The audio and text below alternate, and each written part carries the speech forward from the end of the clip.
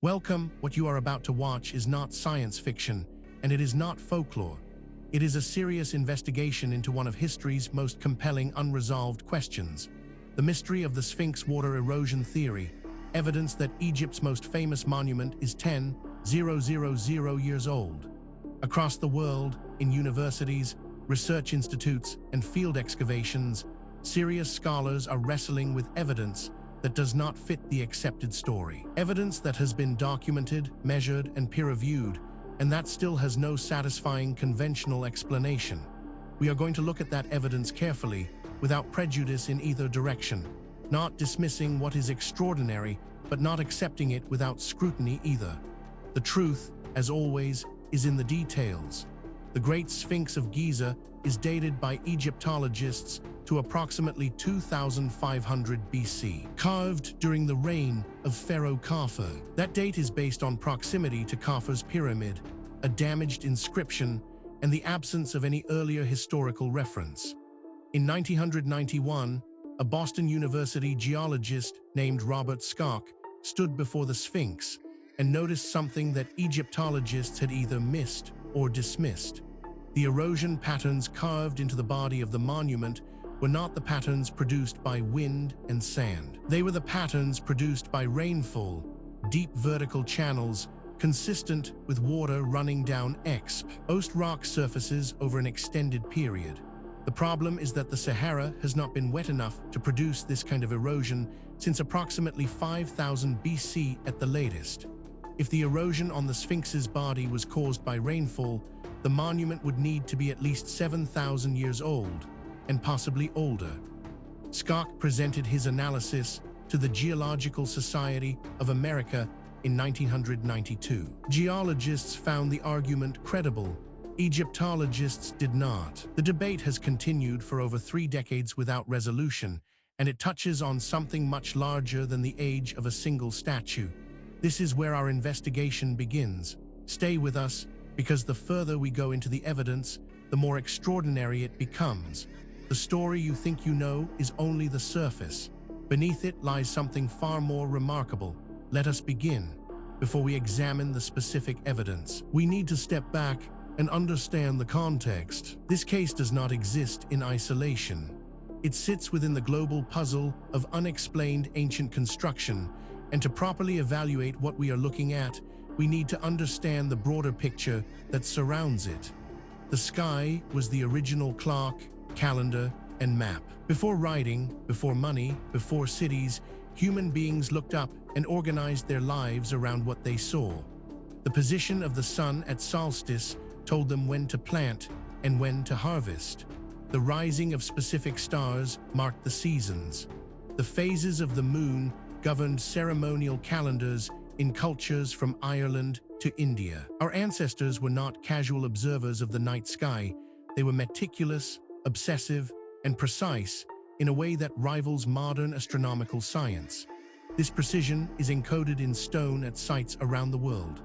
Newgrange in Ireland is aligned so precisely that sunlight enters its inner chamber only during the 5 days around the winter solstice, and it has done so every year for more than 5,000 years. The pyramids of Giza are oriented to true north with an accuracy of 0.05 degrees. Stonehenge tracks both the midsummer sunrise and the midwinter sunset, as well as the 18-6-year lunar cycle. These alignments are not accidental. They were engineered with mathematical precision by cultures we have long underestimated. What drove this obsession with celestial mechanics? Partly practical. Agriculture depends on knowing the seasons, but partly something more profound. Ancient cultures believed the sky was alive, that the movements of stars and planets determined the fates of kingdoms and harvests. In this worldview, encoding celestial cycles into permanent stone was not merely useful but sacred. The great monuments of the ancient world are, among other things, the most durable clocks ever built. This context matters because it tells us something important. What we are about to investigate is not an isolated curiosity. It is part of a pattern that researchers in multiple fields have been independently documenting for decades. And patterns, in science, demand explanation. With that foundation in place, Let us now turn to the specific case at hand. Now we reach the heart of the matter, the core evidence surrounding the Sphinx water erosion theory. Evidence that Egypt's most famous monument is 10,000 years old is more extensive, more verified, and more troubling for conventional explanations than most people realize. Let us walk through it systematically, fact by fact, and allow the evidence to speak for itself. We are not going to speculate here. Every point that follows is documented in peer-reviewed publications, official archaeological records, or government archives that are publicly accessible. The question is not whether these facts are real. The question is what they mean. Consider this first extraordinary detail. The Great Sphinx of Giza stands 73 meters long and 20 meters high, carved from the limestone bedrock of the Giza Plateau. Conventional Egyptology dates it to the reign of Kaffa, approximately 2500 BC, based on the Sphinx's proximity to Kaffa's pyramid complex, a fragmentary inscription on the dream stele of Thutmose IV that may reference Kaffa, and the general chronological framework of the Old Kingdom established from textual and archaeological sources. This single data point, if taken in isolation, might be set aside. Anomalies happen. Instruments malfunction. Researchers make mistakes. But as we continue, you will see that this is not an isolated anomaly. It is part of a consistent and documented pattern. But that is only the beginning. Researchers also discovered Robert Skark, Associate Professor of Natural Sciences at Boston University, conducted a geological survey of the Sphinx in 1990 and published his findings in the Journal of the Geological Society of America in 1991. Skark argued that the deep vertical channels visible on the body of the Sphinx and on the walls of the Sphinx enclosure, the rock-cut ditch surrounding the monument, were produced by precipitation weathering, not by wind and sand abrasion. Now, a skeptic might propose an alternative explanation for this. And that is entirely reasonable. We should always test alternative explanations before accepting extraordinary ones. The problem is that the alternative explanations, when examined carefully, create more problems than they solve. The mystery deepens when we examine. Precipitation weathering and wind weathering produce distinctly different erosion signatures in limestone. Water running down a vertical surface carves deep, rounded channels along natural fault lines in the rock. Wind-driven sand abrasion produces horizontal undercutting and smooth, beveled surfaces. Skark identified the Sphinx body and enclosure walls as displaying precipitation-type erosion. The head of the Sphinx, he noted, showed different weathering, consistent with wind erosion, suggesting it was recarved at a later date. This is where the conventional account begins to strain. Each individual fact might be dismissed or minimized in isolation. But the cumulative weight of the evidence is another matter entirely. Perhaps most remarkable of all, the Sahara Desert, contrary to its current appearance, was significantly wetter during the African humid period, also known as the Green Sahara. Pollen cores, lake sediment records, and animal fossils confirm that the Sahara supported grasslands, lakes, and large fauna until approximately 3,500 to 2,500 BC, when the monsoon system retreated and the region desiccated. Before that transition, rainfall sufficient to produce Skark's proposed erosion would have occurred regularly on the Giza Plateau. Researchers who have examined this evidence have described it as genuinely difficult to explain within the accepted framework. These are not fringe commentators. They are credentialed academics publishing in mainstream journals, raising questions that the field has not yet satisfactorily answered. Then there is the matter of, if the erosion on the Sphinx body was caused by rainfall heavy enough to carve deep vertical channels, the monument would need to have been exposed to that rainfall for a substantial period. Skark estimates this places the construction of the Sphinx's body, or at minimum, the initial carving of the enclosure walls, at between 7,000 and 5,000 BC during the African humid period. Some researchers, including John Anthony West, who first brought Skark to Egypt, argue for dates as early as 10,000 BC. What makes this particularly significant is its independence from the previous points. This is not a case of one theory requiring another. These are separate lines of evidence converging on the same uncomfortable conclusion. Adding to the enigma is this finding. Zahi Hawass, former Secretary General of Egypt's Supreme Council of Antiquities, has been the most prominent opponent of Skok's theory. Hawass argues the erosion is explained by wind and chemical weathering, specifically salt crystallization, and that the absence of any archaeological evidence for a 7000 BC Egyptian civilization capable of carving the Sphinx is a decisive objection. No tools, settlements, or artifacts from such a civilization have been found on the Giza Plateau. Taken together, these facts form a pattern that cannot be explained by coincidence, misidentification, or methodological errors. Each piece of evidence has been examined by skeptics. Each has been subjected to alternative explanations, and in each case, the alternative explanation falls short of accounting for everything that has been documented. We are left with a body of evidence that demands explanation and an accepted narrative that does not provide one. This is where serious inquiry begins.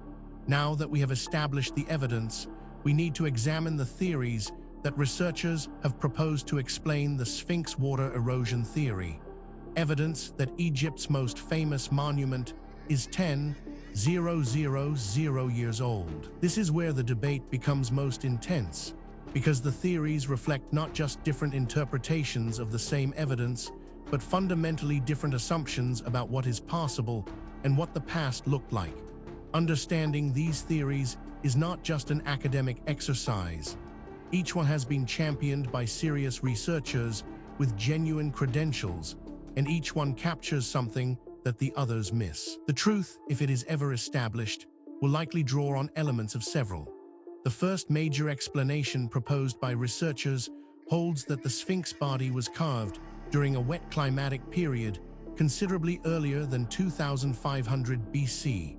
Robert Skok places the date between 7000 and 5000 BC based on the rainfall required to produce the observed precipitation erosion. John Anthony West and later researchers extend this to 10,000 BC or earlier. This theory implies the existence of an organized society capable of large-scale stone carving in Egypt before the Neolithic period, a society that left no other confirmed archaeological trace. This interpretation has significant academic support and is backed by substantial evidence, but it is not without problems. Critics point out that it requires assumptions that go beyond what the evidence strictly supports, and that key predictions of this theory have not been confirmed by subsequent research. It remains contested, and the contest is productive. A rival school of thought argues that the erosion patterns on the Sphinx and its enclosure are produced by wind and salt weathering, not rainfall. Zahi Hawass and Egyptologist Mark Lehner argue that salt crystallization within the limestone, drawing moisture from morning dew and occasional desert rain, combined with wind abrasion, can produce the vertical channels Skok identifies as precipitation type. This is the mainstream Egyptological position, which holds the 2500 BC date as consistent with all available evidence. This theory is controversial, and deliberately so. Its proponents argue that the evidence demands an explanation outside the conventional framework. Critics counter that extraordinary claims require extraordinary evidence, and that the evidence presented, while suggestive, does not yet meet that standard. The debate continues in peer-reviewed literature.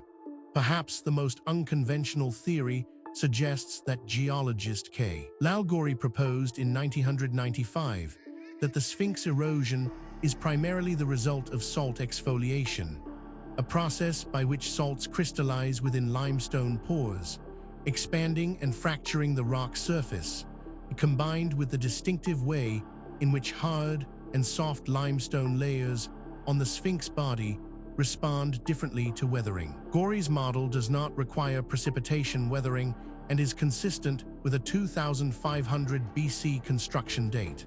What is striking about this debate is not merely that experts disagree, that is normal and healthy in science. What is striking is the quality of the disagreement. Serious researchers, working from the same body of evidence, reaching genuinely different conclusions. That level of fundamental disagreement, when it persists over decades, is a signal that something important has not yet been understood. The question is not which of these theories is right. The question is whether any of them is right, or whether the truth is something that none of the current frameworks has yet been able to capture. The case surrounding the Sphinx water erosion theory, evidence that Egypt's most famous monument is 10,000 years old, does not rest on speculation alone. What distinguishes this investigation from pure mythology is the existence of documented, physical, verifiable evidence, material that has been examined by credentialed researchers and whose authenticity is not seriously disputed. What is disputed is its interpretation.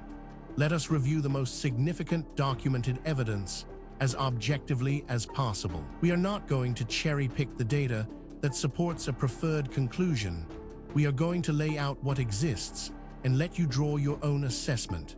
Physical evidence supporting this account includes: Scott presented his geological analysis to the Geological Society of America in 1992, where it was received with considerable interest by geologists who found his identification of precipitation weathering credible on geological grounds. The geological argument that the Sphinx enclosure walls show deep vertical erosion channels consistent with rainfall has not been definitively refuted on geological grounds, even by researchers who dispute the dating implications. This evidence has been subjected to independent verification. Skeptics have examined it. Alternative explanations have been proposed and tested. The data remains. The question of what it means remains open. Investigators have documented. Paleoclimatic records from the Sahara confirm that the Giza region received substantially greater rainfall during the African humid period, approximately 11,000 to 5,000 years ago. Pollen cores from Egyptian oases and lake sediment records from the Sahara establish this wet period with confidence. This independently confirms that the climatic conditions Scott's theory requires did exist in the region, though their duration and intensity at the Giza Plateau specifically remain debated. This evidence has been subjected to independent verification. Skeptics have examined it. Alternative explanations have been proposed and tested. The data remains. The question of what it means remains open. On-site analysis revealed the Sphinx enclosure walls, the rock-cut ditch into which the Sphinx body descends, show more extensive vertical erosion channels than the Sphinx body itself, which is consistent with the enclosure walls having been exposed to the weathering agent longer or more directly. No hieroglyphic inscription or primary historical document names the builder of the Sphinx. The dream stele of Thutmose IV, erected between the pores around 1400 BC, is damaged precisely where the name of the builder would appear. This evidence has been subjected to independent verification. Skeptics have examined it. Alternative explanations have been proposed and tested. The data remains. The question of what it means remains open. Each individual piece of evidence might, in principle, be explained away. A single anomalous artifact might be misidentified. A single anomalous date might reflect contamination. A single anomalous eyewitness account might reflect misperception.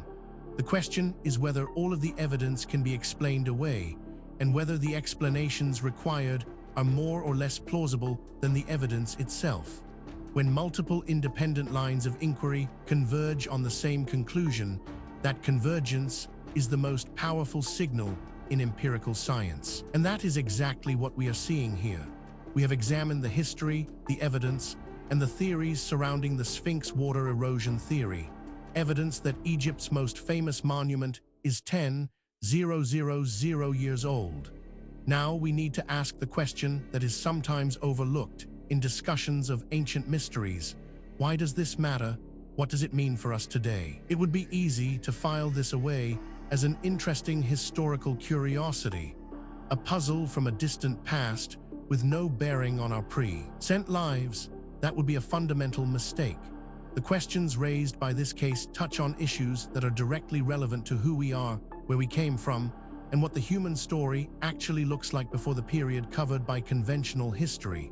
Scott published an expanded version of his theory in Forgotten Civilization in 2012, connecting the Sphinx's proposed age to his interpretation of Göbekli Tepe and other early Neolithic sites. Egyptologists remain almost universally opposed.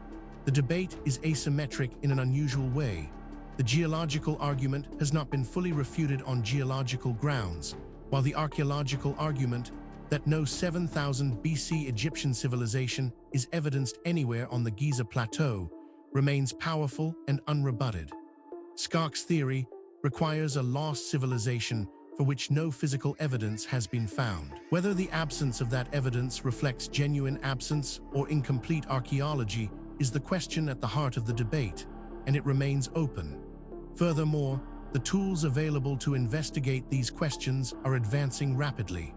Satellite imaging, ground-penetrating radar, ancient DNA analysis, isotopic tracing, and deep-sea sonar are all providing capabilities that previous generations of researchers could only dream of. Cases that were genuinely unresolvable 10 years ago are now open to new analysis, and the findings, consistently, are expanding rather than contracting the mystery.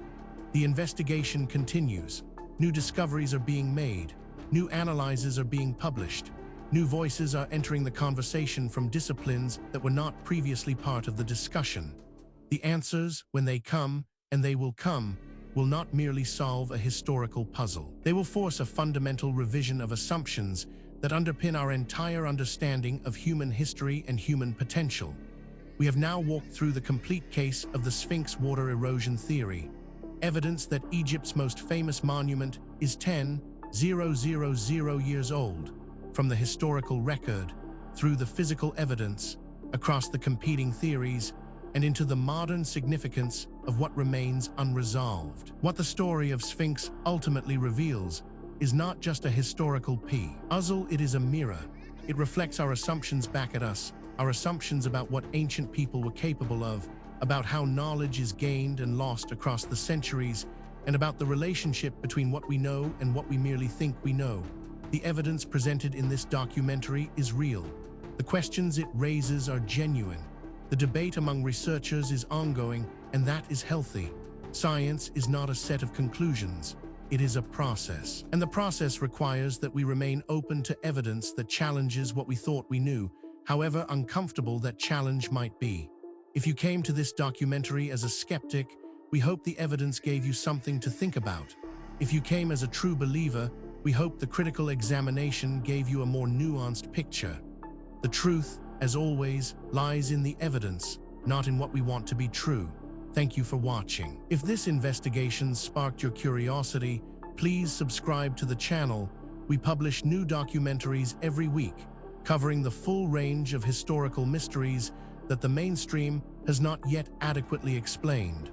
Leave a comment below telling us which case you want us to investigate next. The conversation continues. The investigation never ends.